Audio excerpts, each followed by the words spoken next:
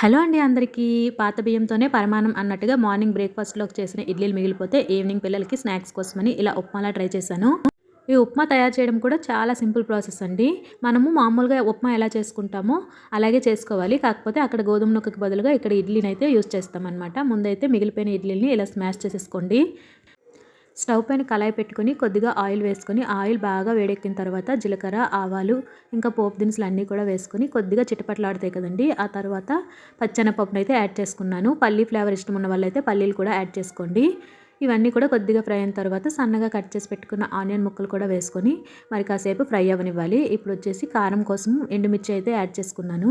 పచ్చిమిర్చి కూడా యాడ్ చేసుకోవచ్చండి. కాకపోతే నేను పిల్లలకి స్నాక్స్‌గా చేస్తున్నాను కాబట్టి కారం కానీ పచ్చిమిర్చి కానీ యాడ్ చేసుకోలేదు. ఎండుమిర్చి ఒక్కటైతే ఆ కారం పిల్లలకి సరిపోతుందిలే అనేసి అయితే అదే యాడ్ చేసుకున్నాను. ఇంకా కరివేపాకు కూడా వేసుకొని కరివేపాకు కూడా అంతా ఫ్రై అయిపోవాలి. బాగా ఫ్రై అయిపోయిన తర్వాత మన టేస్ట్‌కి సరిపడా ఉప్పుని, కొంచెం అంత పసుపుని, అలాగే ధనియాల పొడి కూడా యాడ్ చేసుకున్నాను. కారం స్పైసీగా తినే వాళ్ళైతే కారం కూడా యాడ్ చేసుకోండి. పోపు అంతా కూడా బాగా ఫ్రై అయిపోయిన తర్వాత ముందుగా మనం స్మాష్ చేసుకున్న ఇడ్లీని కూడా ఇందులో వేసేసుకొని ఒక 2 నిమిషాల పాటు బాగా ఫ్రై చేసుకుంటే మనకి ఇడ్లీ ఉప్మా అయితే రెడీ అయిపోతుందండి. టేస్ట్ కూడా చాలా బాగుంటుంది.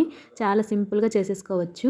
మనం మామూలుగా ఉప్మా చేస్తే ఇందులో వాటర్ యాడ్ చేసుకుంటాం కదా, ఇందులో వాటర్ అది ఏం యాడ్ చేసుకోక్కర్లేదండి.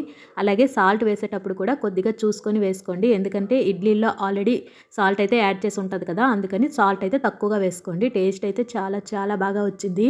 అన్నట్టు ఈ ఇడ్లీ ఉప్మా చూడగానే సూర్యవంశం సినిమాలో మీనా గారు చేసిన ఇడ్లీ ఉప్మా ఎంతమందికి గుర్తొచ్చిందో కామెంట్ చేయండి. వీడియో నచ్చితే లైక్ చేయండి. వెంటనే ఛానల్ని సబ్స్క్రైబ్ చేసుకోండి. Thank you.